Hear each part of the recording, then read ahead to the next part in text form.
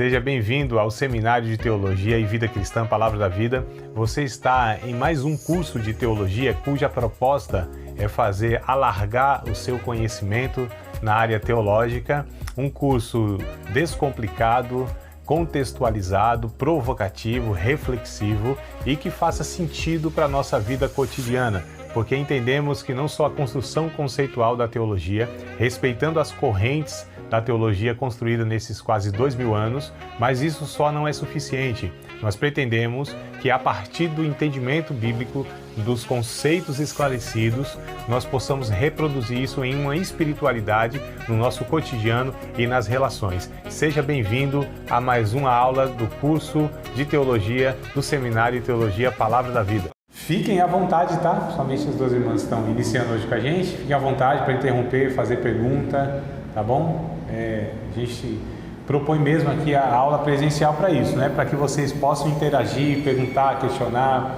tá? Dar a opinião de vocês, discordar do professor, não tem problema. A gente não é o dono da verdade, né? Então a gente entende que a aula boa é onde vocês participam e constroem junto comigo a aula, tá bom? Fiquem à vontade. Bom, nós vamos iniciar hoje, então, uma série de estudos sobre a matéria chamada de Evangelhos. Está aqui, ó. Evangelhos. Vamos estudar os 4 evangelhos, né? Mateus, Marcos, Lucas e João, tá? A gente, hoje, como eu já falei, a gente vai dar uma aula introdutória, então vamos falar de uma forma panorâmica, geral, sobre todos os evangelhos, algumas características, e depois a gente, aula a aula, vai separando. A aula que vem falar de Mateus, a outra aula de Marcos, a outra de Lucas, a outra de João, né? Detalhadamente. Mas hoje a gente vai falar de uma maneira mais geral aí.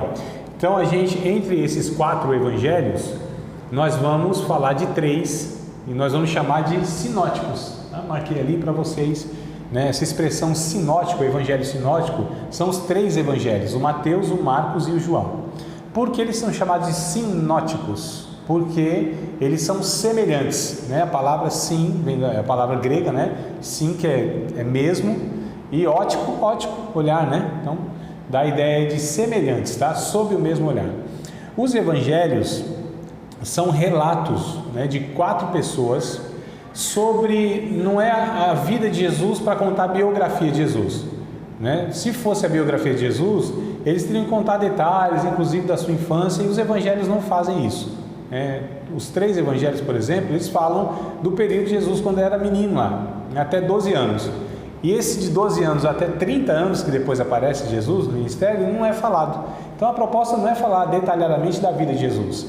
Os evangelhos têm o propósito de falar sobre a natureza de Jesus, a obra de Jesus e a missão de Jesus, tá? Então esse é o propósito, né, dos evangelistas. Então o evangelho, ele tem inclusive o significado, a palavra evangelho, de boa notícia, né? Evangelho quer dizer boas novas ou boa notícia. E qual é a boa notícia que os evangelistas, os 4 evangelhos, eles falam? Que veio o Salvador. Salvador chegou. Essas são as boas novas e grande alegria. Não é isso que Lucas fala, né? No capítulo 2, se não me falha a memória, do seu evangelho, né? Eis que vos trago novas e grande alegria. Hoje nasceu na cidade de Davi o Salvador, que é o Cristo. Então os evangelhos falam da obra de Jesus, o que Jesus veio fazer, tá certo? E não da vida especificamente, né? Mas da sua natureza, inclusive João, que vai falar mais da divindade de Cristo, a gente vai ver aqui. Então esses 3 evangelhos, como eu disse, eles são semelhantes. A palavra evangelho quer dizer, de fato, boa notícia, né? Não é que são 4 evangelhos que a gente fala, né? Os 4 evangelhos. O evangelho é um só, né? A boa notícia é um só, que é a notícia de Jesus. O anúncio, né, de Jesus, é o que Jesus veio falar. Vamos ler já um trecho de Mateus, já para a gente distinguir aqui. Mateus, capítulo de número 1. Capítulo 1. Lembrando, antes que a gente leia aqui o Mateus capítulo 1, porque assim, amados, a gente estudou bibliologia, não foi? Na matéria passada, como a Bíblia foi formada e tal, e a gente aprendeu que as irmãs não se preocupem que essa matéria volta depois, tá? Para vocês. A gente aprendeu que a Bíblia, ela foi aqui organizada não na ordem que ela foi escrita, Ou seja, tem livros que foram escritos depois, mas eles estão antes, né? No Antigo Testamento e no Novo também. E aqui Mateus é o primeiro que aparece, mas não é o primeiro a ser escrito. O primeiro evangelho, aliás, nem os evangelhos são os primeiros livros a serem escritos do Novo Testamento. As cartas de Paulo, né, que foram escritas primeiro. E os evangelhos, então, aqui, do que está Mateus, Marcos, Lucas e João, não é essa ordem também. O primeiro evangelho a ser escrito foi o de Marcos, tá? Depois Mateus e Lucas, eles escrevem.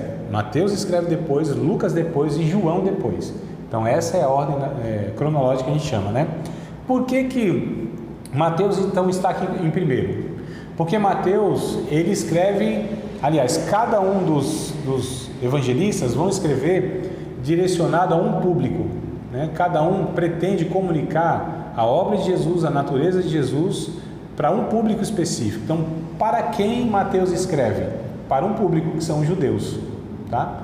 Então, Mateus escreve para os judeus, Marcos escreve para os romanos, Lucas escreve para os gregos e João escreve para a igreja, tá? Só dando uma pincelada aqui, depois a gente volta nessas informações novamente. E aí nós vamos ler então o Mateus para confirmar essa informação aí. Bom, Mateus ele vai falar então a respeito de Jesus como sendo o Messias, né, prometido lá em todo o Antigo Testamento para os judeus, que viria um Salvador, alguém que salvasse. Aliás, amados, vocês sabem me falar, já ouviram? Que eu entendo que vocês já estudaram bastante coisa, ouviram bastante coisa, não sei, né? Quanto tempo tem de igreja cada um, mas acredito que já sabem bastante coisa. Por isso que eu peço para contribuir, tá bom? Eu quero que vocês compartilhem aí aquilo que vocês sabem, né? Uns com os outros e comigo, claro, para a gente construir. Vocês sabem onde começou o anúncio do Evangelho? A primeira notícia assim, do Evangelho, do Messias, de que viria Jesus? Alguém sabe? Sim ou não? Não? Se errar, não perde nota, tá? Se acertar, também não ganha. Não? Foi em Belém? Você está perguntando, eu perguntei primeiro? Uma resposta. Em Belém? Não foi, Fabiano. Gênesis capítulo 3, versículo 15, olha só como foi bem lá atrás, né?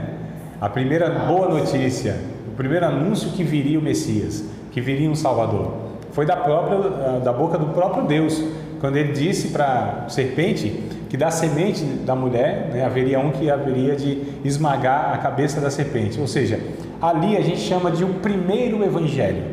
Como nós estamos estudando teologia, eu preciso passar para vocês alguns termos que, se vocês lerem, né, nos livros de teologia, vocês vão ter que saber o que significa aquilo, né? Por isso que eu passo um sinótico, né?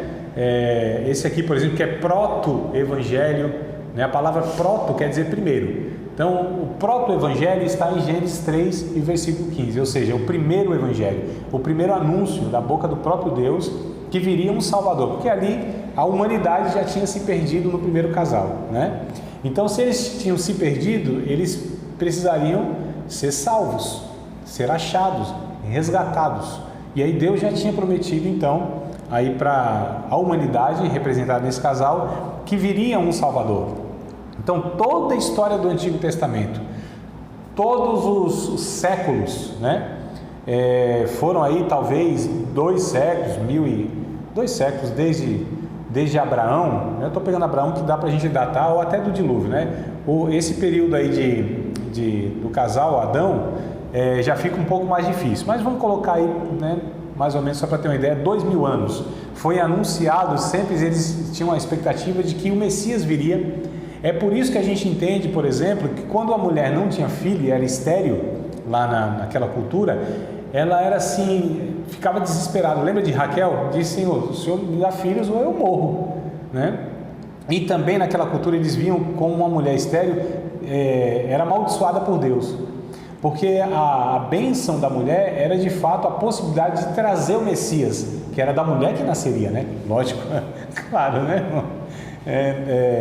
A mulher que tinha a possibilidade de trazer a salvação para o mundo através, então, aí do filho. E quando tinha filho homem, é que aí os pais se alegravam. Olha só como vai sendo formada a cultura, né? O porquê, os motivos. E aí o que acontece? Nasce aliás, nasce dois filhos, né, do primeiro casal, que é o Abel e o Caim, um mata o outro, fala, esses aqui não são. Aí nasce Sete, que é o terceiro, eles também tinham esperança, também não foi. E assim, então, foi toda a história de Israel nessa expectativa de quem seria o Messias, né? Veio Moisés, talvez eles pensassem que foi Moisés, não foi Moisés, aí veio Josué, vieram os juízes, aí veio Samuel, aí veio Davi. Só que Deus vai falando através desses personagens, dos profetas, que o Messias viria, ele foi detalhando. E aí tinha alguns critérios, né? Tinha algumas exigências para o Messias vir, ou seja, tinha que vir da tribo de Judá, porque havia profecias, tinha que nascer em Belém, no caso de Miqueias, capítulo 2 também, né? Diz que nasceria em Belém, tinha que ser da descendência de Davi. Então foi-se colocando alguns critérios e algumas exigências para o Messias vir, tá? Então é por isso que o judeu, por exemplo, não aceitaria, nasceu um egípcio aqui e esse é o Messias, não tinha como, porque eles tinham as profecias e todo o Antigo Testamento, né, para ter o critério para saber quem era o Messias, e a gente vai ver depois quais outros critérios que tinha, né? Então Mateus, ele vai falar a respeito de Jesus. A gente tem que lembrar que Jesus não era aceito como Messias, até entre os seus irmãos, lembra? Ele não fez nem milagre lá na sua cidade, porque não acredita, os seus irmãos, literalmente os irmãos de sangue, mas também não é para menos, né? Imagina só, quem tem irmãos e irmãs aqui? Vocês têm? Todos? Acho que todos nós temos, né? Imagina só um belo dia assim, como diz o meu filho menorzinho, de sol, um lindo dia de sol, um irmão nosso fala assim, eu sou o Salvador do mundo. Fica difícil, não fica, irmão? Então a gente precisa entender que o negócio também não é fácil, né? Ou o povo incrédulo, Jesus estava lá e os irmãos não acreditaram, mas nós teríamos dificuldade. Se algum irmão nosso falar assim, ó, eu sou o Salvador do mundo, eu sou o Filho de Deus, eu sou o próprio Deus, vai ficar difícil, né? Só para a gente entender aqui que não é tão fácil assim, a gente às vezes olhando para esses personagens da Bíblia e criticá-los é muito fácil, aliás. Então os judeus não aceitaram Jesus como Salvador, eles crucificaram Jesus inclusive. E esses evangelhos são escritos após a crucificação de Jesus, né? Algum tempo depois, alguns 10 anos, 20 anos depois. João, por exemplo, quase 30 anos depois. Então Mateus vai falar para os judeus, quer convencer os judeus. Para fazer isso, como ele começa o seu evangelho? Capítulo 1 aqui, ó, versículo de número 1. Livro da geração de Jesus Cristo, filho de Davi, filho de Abraão. E aí ele começa a falar sobre a genealogia, que é a árvore genealógica, né, de Jesus. Então ele começa aqui, ó, Abraão gerou Isaac, Isaac gerou Jacó, Jacó gerou Judá, seus irmãos e tal. E ele vai parar lá em Jesus no verso 16. Eliúde gerou Eleazar, Eleazar gerou Matã, Matã gerou a Jacó, Jacó gerou a José, marido de Maria, da qual nasceu Jesus, que se chama o Cristo. Então ele pega toda a árvore genealógica, lá desde Abraão, que era o patriarca, né, o primeiro pai da fé judaica. Então Mateus ele começa apresentando a árvore genealógica de Jesus, que Jesus, ele de fato veio, era filho de Abraão, e ele era filho de Davi. Ele coloca aqui, aliás, filho de Davi e filho de Abraão, essa sequência, né? Então ele mostra, ó, vem de Judá, filho de Davi, e ele também é filho de Abraão. Então precisaria passar por esses homens aí. Então ele começa assim, ele vai apresentar Jesus como um rei, tá? Como que Mateus, qual é a característica maior que Mateus fala de Jesus? Não é que ele fez os milagres, não é que ele foi o homem santo, não, que ele era de fato o rei esperado, o rei prometido, da descendência de Davi.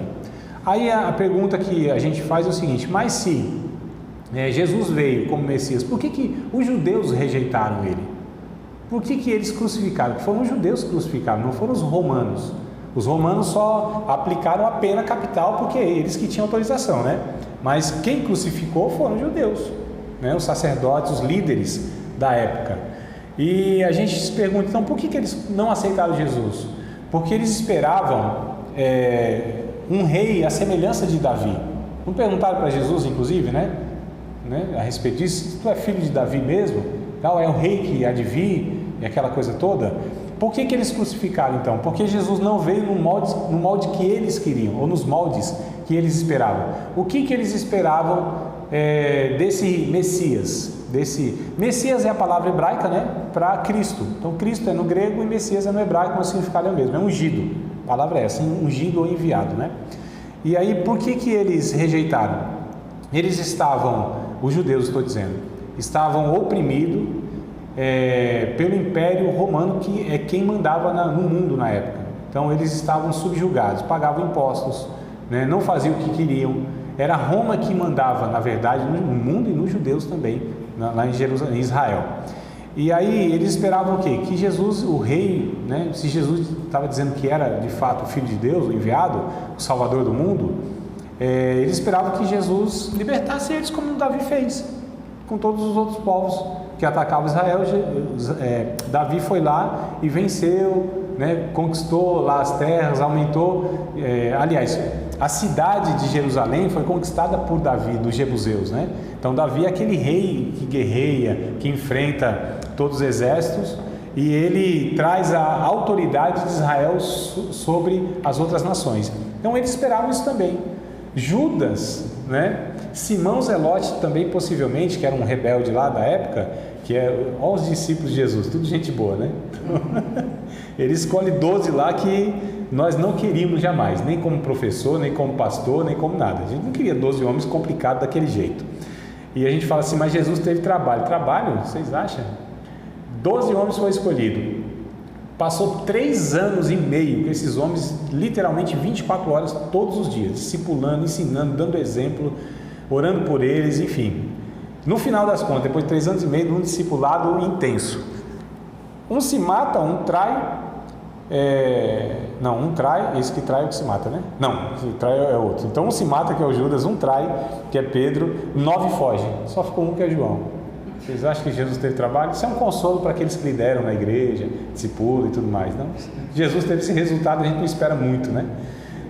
O que acontece, amados? Então Judas, por exemplo, e Simão Zelote, eles esperavam que Jesus fosse um libertador. Quando eles viram que Jesus não ia fazer o que eles queriam, que era de fato, né, fazer essa revolução em Israel, organizar como Davi fez e ir para o combate contra os romanos, então eles rejeitaram. Mas Jesus disse, o meu reino não é deste mundo, né? Pelo contrário, Jesus ensinou os judeus a honrarem o Estado, a honrarem César pagando impostos. Olha que coisa interessante, né? Então Jesus vai mostrando qual era o seu reinado. O Mateus capítulo 5 traz, Lucas também, mas o Mateus capítulo 5 traz 5, 6 e 7, a gente chama de o Sermão do Monte. Então o Sermão do Monte é um conjunto, a gente chama de a ética do reino de Deus. É um conjunto, é um ensinamento de Jesus sobre os valores e os princípios do reino de Deus. Todo discípulo e discípula de Cristo precisa entender que Jesus quer da sua vida aquilo que está escrito lá em Mateus capítulo 5, 6 e 7. Tá? A gente está dividindo 5, 6 e 7, mas é uma fala só de Jesus. Jesus ensina aquilo lá de uma vez só. Tá? É um conjunto de ensino que é chamado de o Sermão do Monte, né? Felizes são, felizes são, felizes são, felizes são. Então aquelas são as características, o comportamento, como que a gente deve orar, como que a gente deve se comportar, como que a gente deve ser eticamente nas relações. Então o discipulado de Jesus está contido em Mateus capítulo 5, 6 e 7. Então ele vai falar que o reino dele, né, não é deste mundo. Ele não veio para conquistar terras, não veio para que a gente comesse o melhor dessa terra, não veio para que a gente fosse próspero financeiramente, para que a gente conquistasse o mundo, fosse rico, tivesse saúde. Essas coisas podem vir ou não, amados, na nossa vida, tá? Então a gente só aqui tentando aplicar, né, o estudo, a vida prática e combater o que a gente ouve muitas vezes por aí, né, que não tem nada a ver com o Evangelho de Jesus. A gente precisa aproveitar aqui, só ensinar teoria não, né? A gente fica com a cabeça muito grande e com o coração pequeno e com a vida confusa, inclusive. Então Mateus, ele vai mostrar Jesus como esse rei, como o que tem um reinado. Eu acho interessante, aqui em Marcos, por exemplo, tá? Estou dando um panorama geral, como eu falei, não vou estudar detalhadamente agora cada um, nós não vamos, né? O Marcos capítulo de número 1, por exemplo, é interessante aqui, ó, no verso de número 14, 15,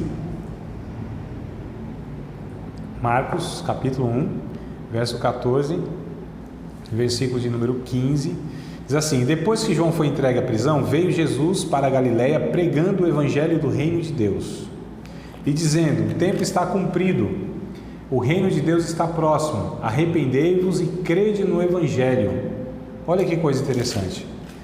Aliás, essa passagem também tem em Mateus, né? Lá no capítulo 4, a partir do capítulo 4.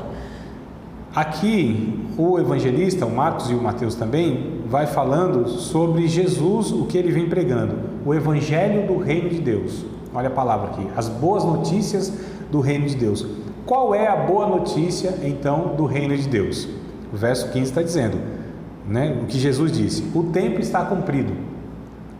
Que tempo é esse que está cumprido, né? Não é só o tempo cronológico, é o tempo que Deus determinou para enviar o seu Filho para salvar o mundo. Paulo vai dizer isso em Gálatas capítulo 4, versículo 4. Se vocês quiserem anotar aí, ou conferir, para ver se é isso mesmo. A gente estuda a Bíblia, bora ler Bíblia, anotar a Bíblia. Como eu disse para vocês, eu acho na aula introdutória, eu acho que eu disse para vocês, no final do curso vocês vão ter os 31.173 versículos gravados na mente, né? Vocês não têm fé, não? Vamos começar por agora aí, ó, anotando, gravando, para ficar melhor, para não ficar tão pesado também. Peguei pesado agora, né? Gravar 31.173 versículos fica difícil, mas vocês podem gravar os 1.189 capítulos. Ficou melhor? Inclui, né, irmão? É a mesma coisa. Mas vamos lá. Então o tempo está cumprido. Gálatas capítulo 4, verso 4, né? Paulo vai dizer isso. Jesus nasce sob a lei na plenitude dos tempos, tá? Então se cumpre o tempo de Jesus vir, né? Deus estava preparando, a gente estuda isso em outra matéria, história da igreja, história de Israel, né? A gente vai estudar que Deus ele vai preparando todo o mundo, literalmente, cultura, os povos, vai construindo, né, o conceito na mente dos povos de Israel também, para vir o Messias. Por que são perguntas que às vezes eu penso que vocês fazem na cabeça e às vezes vocês não fazem, eu faço por vocês, né? Por que assim, quando lá o primeiro casal peca, Jesus já não vem na sequência, para não evitar tanta coisa? Por que Deus não enviou logo Jesus, né? Pelo simples fato de que o ser humano não tinha capacidade para assimilar essa ideia. E aí Deus foi trabalhando na mente, né, da humanidade a partir de Israel, que veria primeiro a consciência de pecado de quem era Deus, porque em Adão, lá no primeiro casal, isso é perdido. Quem é Deus? Já começou a ter as confusões, que a gente chama de confusões teológicas. Quando o pecado entra no mundo, eu falei isso para vocês, não? Que ele atinge 5 áreas lá. Não? Falei. É que às vezes o pessoal não lembra, né? Mas vou falar de novo então, para confirmar aí. Quando o pecado entra no mundo, quando o primeiro casal peca, 5 áreas da vida do ser humano é prejudicada. A primeira é a área chamada de teológica, ou seja, o ser humano já não entende, já não compreende perfeitamente quem é Deus, já entra, né, limitações e dificuldades. Por exemplo, olha que coisa complicada, amados. O Adão, o casal, quando eu falo Adão, antes do pecado, me refiro ao casal, tá bom? Estranho, né? Devia falar Adão e Eva, não é? Mas não, antes do pecado a mulher não se chamava Eva, né? No Casados para Sempre trabalha isso aí, né, mulher? Não se chamava Eva, né? Era o Adão macho e Adão fêmea. Estranho, né, esse negócio, né? Mas se a gente ler o Gênesis capítulo 5, verso 1 e 2, isso aí fica claro. Tá vendo só? Gênesis 5, 1 e 2 vai falar que Deus os criou, os abençoou e os chamou de Adão. Porque a palavra Adão quer dizer humanidade, né? Então Deus criou a humanidade. Depois no capítulo 3, depois do pecado, é que o homem vai dar o nome da mulher de Eva. Não foi Deus que deu. Então só para, né, curiosidade bíblica. Então, o Adão, o casal, eles sabiam exatamente quem era Deus, viviam em harmonia, em perfeita comunhão com Deus. Exatamente. Só que quando peca, o pecado já traz então essa dificuldade. Tanto é que, como era feito todo dia, na viração do dia, o casal ia conversar com Deus, ia ter um relacionamento com Deus, um diálogo com Deus. Ele, depois do pecado, Deus foi lá da mesma forma como sempre foi. Só que não encontrou o homem. Cadê o homem? Onde estás, Adão? O homem estava escondido. Por que estava escondido? Por quê? Porque eu estava nu, Senhor. Mas quem te mostrou que estava nu? E por que se escondeu? Porque eu ouvi a tua voz e temi. Teve medo do seu pai, do seu Criador, que lhe dava prazer diariamente de conversar? Como pode ser isso? Então, olha só como já entrou o medo e a incompreensão de quem é Deus, que alguns têm até hoje, né? Tem gente que se relaciona com Deus por medo do inferno.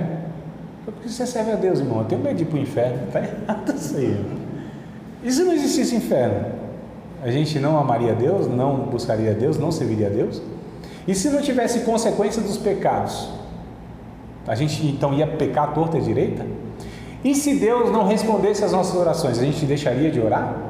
Está vendo como muitas vezes, né, as motivações elas são equivocadas? Porque há uma confusão teológica, ou seja, quem é Deus? Muitas vezes a gente projeta em Deus as nossas experiências paternas que nós tivemos, e muitas vezes ruim, né? Seja para um extremo ou para outro extremo, desequilíbrio, porque o pai, ele é a figura que vai construir na nossa cabeça quem é Deus. É o pai, né? Que é o nosso pai celestial, o nosso pai do céu, né? Pai nosso. Então a gente às vezes projeta, meu pai era muito duro, ruim, né? Carrasco, militar, aquele rígido mesmo. A gente fala, Deus é assim, vacilou um pouquinho, ele também vem e castiga. Ah, meu pai era bom, passava a mão na cabeça, né? Sempre me protegia, ainda mais as meninas. E aí fala, Deus também é assim, Deus também não vai pedir conta de nada para ninguém, não. A gente pode fazer um bocado de coisa aí.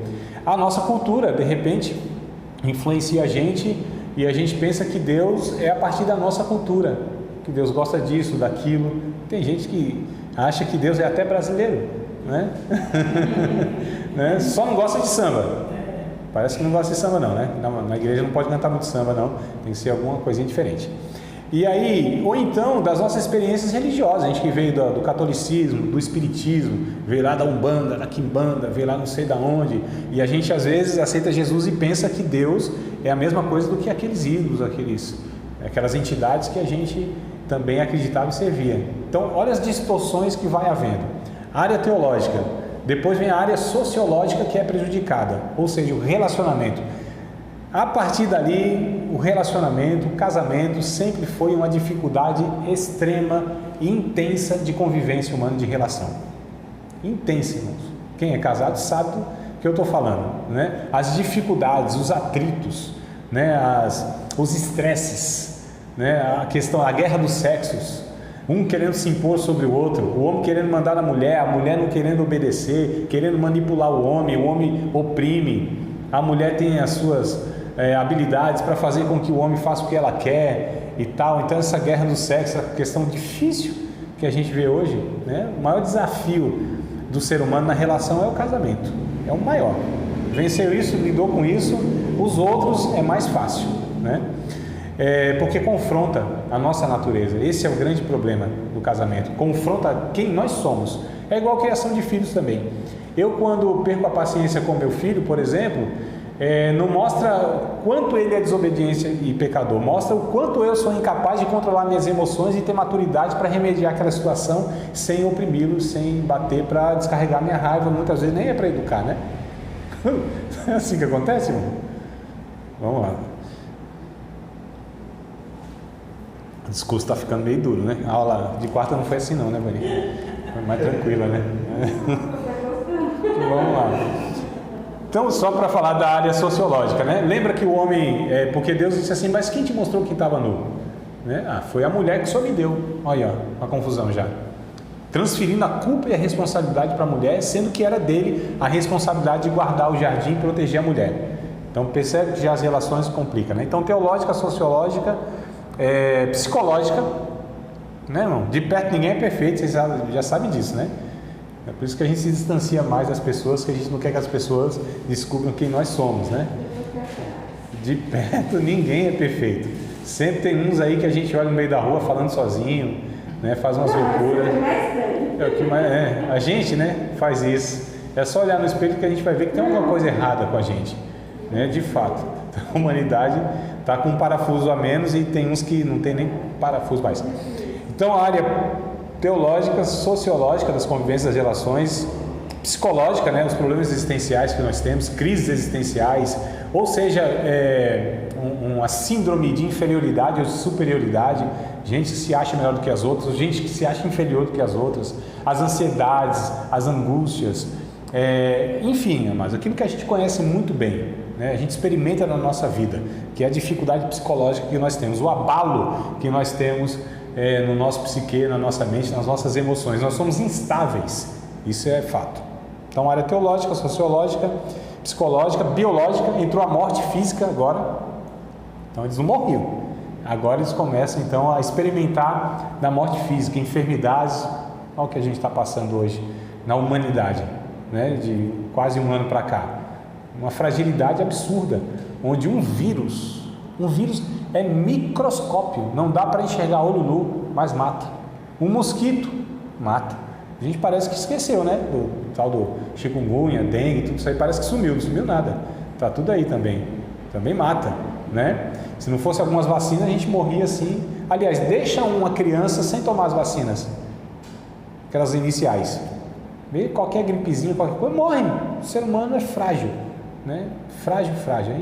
É impressionante como que a nossa vida como o Tiago disse, é um vapor que aparece, daqui a pouco desaparece por nada. A pessoa está bem, rompeu um vaso capilar na cabeça, fala todo torto, anda todo torto, não é? Não é assim, amados? Então, o cara está bem ali, do nada dá um infarto no miocárdio, cai duro, morre. Fala, mas rapaz, era um atleta, era um jovem. Então, assim, nossa vida é frágil.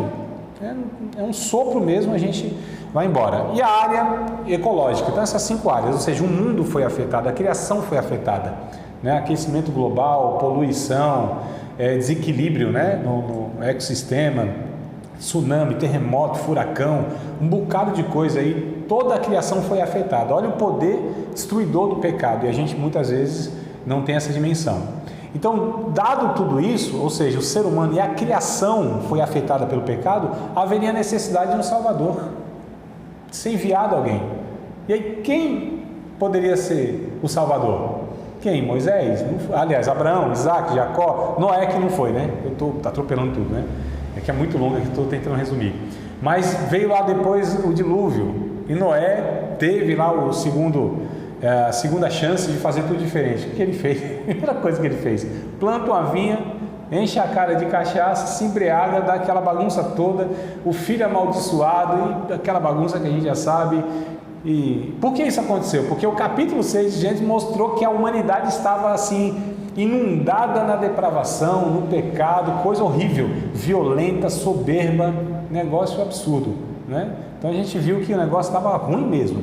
E aí vem então depois Abraão, o Isaac, Jacó, José, Josué, aliás Moisés, Josué, vem 400 anos dos juízes, aí depois vem o tal de Samuel, aí vem Davi, aí vem Salomão e um bocado de gente que você já conhece. E nenhum deles pôde fazer nada nem por ninguém, nem por si próprio. Então haveria necessidade de vir alguém para satisfazer a justiça de Deus. Porque Deus, ele tem o caráter santo. Deus é santo. Ao mesmo tempo que ele é santo, mas também ele é amor. Como então ele vai fazer com que a sua justiça seja satisfeita, porque ele não pode compactuar e nem fazer vistas grossas ao pecado da humanidade, mas por outro lado ele ama esse ser humano. Como que vai então fazer com que essas coisas sejam resolvidas? E aí teria que vir uma pessoa, um ser humano, não poderia ser um anjo, né? Tanto é que Hebreus vai falar isso. Jesus não assume a descendência dos anjos, mas sim a descendência de Abraão. Participou das mesmas coisas do que nós. Um ser humano como todo ser humano. Foi, eu digo, na humanidade, mas sem pecado. Esse é o grande detalhe, né? Faz toda a diferença. Mas teria que vir um ser humano. Então, a gente viu que ninguém deu conta. Davi não deu conta, embora fosse um homem chamado segundo o coração de Deus, mas a gente sabe que Davi vacilou em muitas, né, questões complicadas, pesadas, difícil. O Elias, o profeta do fogo, também não deu conta. E ninguém, nenhum ser humano, nenhum sequer, todos pecaram, todos são pecadores, todos, até hoje, ninguém merece coisa nenhuma, mesmo resgatado, ainda continua sendo o pecador miserável. Porém, quando Jesus entra na sua vida, aí resolve. Por quê? Porque Jesus veio, ele nasce, inclusive os evangelistas todos vão falar isso, né? Acho que até João também, que ele nasce não como um resultado da semente do ser humano, porque quem é que gera Jesus? É o próprio Espírito Santo. Então não há sêmen, não há esperma humano na geração de Jesus. Olha que coisa linda. Quem é que gera Jesus? O próprio Espírito Santo. Lembra que o anjo disse para Maria: o ente que há de nascer de você é santo, né? Mas como vai ser isso? Não conheço o homem, é uma virgem, a sombra do onipotente te cobrirá, né? O Espírito Santo que gera Jesus, o ser humano Jesus, no ventre de Maria. Então nasce Jesus. Não só nasce de uma maneira diferente, porque ninguém nasceu como Jesus, ninguém viveu como Jesus, ninguém morreu como Jesus e ninguém ressuscitou como Jesus. Então é isso que os evangelistas eles vão falar, né? Ele nasce não com a descendência de Adão. Todos nós somos descendência de Adão, todos nós, todos sem exceção, preto, branco, rico, pobre, nasceu lá nos Estados Unidos ou aqui no Brasil, todos são, todos sem exceção, descendência de Adão. Nós carregamos a natureza, o gene, nós carregamos a natureza pecaminosa, nós somos pecadores. Não é que Jesus veio, os evangelistas não ensinam que Jesus veio para resgatar a humanidade do que ela fazia. Eles pecavam, então Jesus veio para resgatar o que eles faziam. Não, porque a gente inclusive depois do evangelho continua pecando, irmãs. Não é? Mesmo os sinceros, os verdadeiros, os honestos, os mais dedicados, os bem intencionados, os homens e as mulheres de Deus, continuam pecando. Não na prática do pecado, não se alegrando com isso, mas é inevitável que a gente peque, ou inevitável que não peque, melhor dizendo.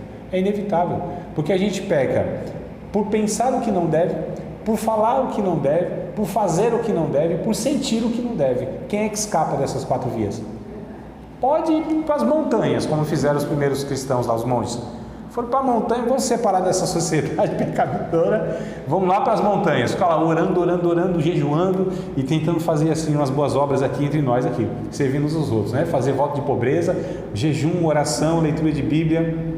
É os crentes, né, que vivem em monte, lendo Bíblia e acha que aí é fácil, né? Eu quero ver, entrar no meio dessa sociedade, conviver com as pessoas que são contrárias a Deus e aí você dá um bom testemunho. Aí é difícil, né? Então quem vive em monte, vigília, oração, igreja, está se esquivando, escapando do desafio que é dar bom testemunho no meio dos ímpios, né?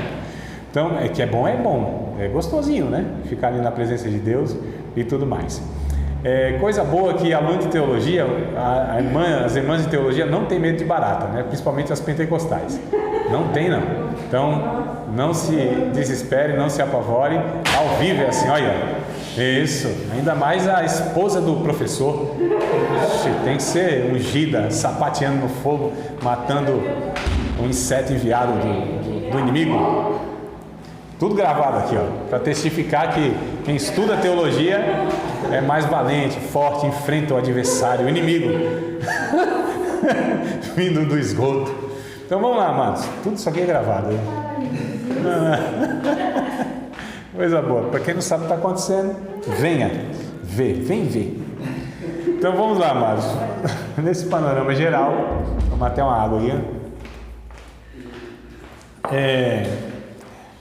Jesus veio para salvar-nos porque somos pecadores. Não é que o ser humano peca e tornou-se pecador, né? Porque essa é uma das perguntas que eu faço.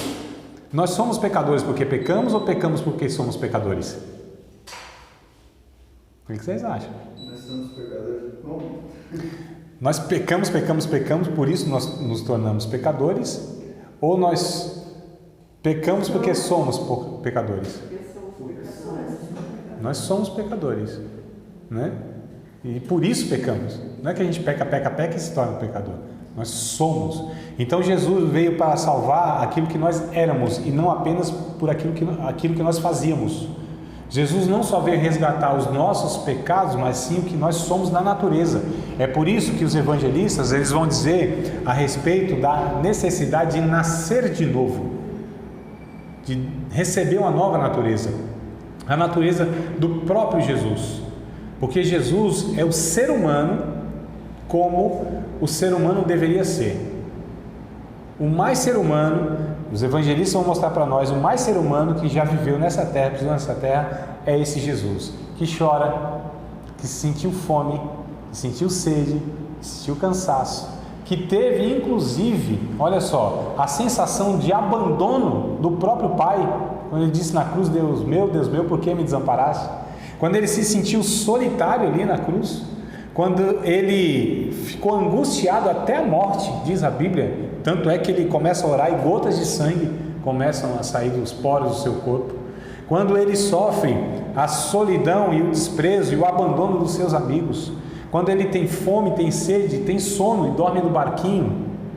Olha só o ser humano, como todo ser humano, né? E é interessante que os evangelistas nos mostram esse Jesus ser humano, né? Mais humano impossível. Só que Mateus fala de Jesus como um rei,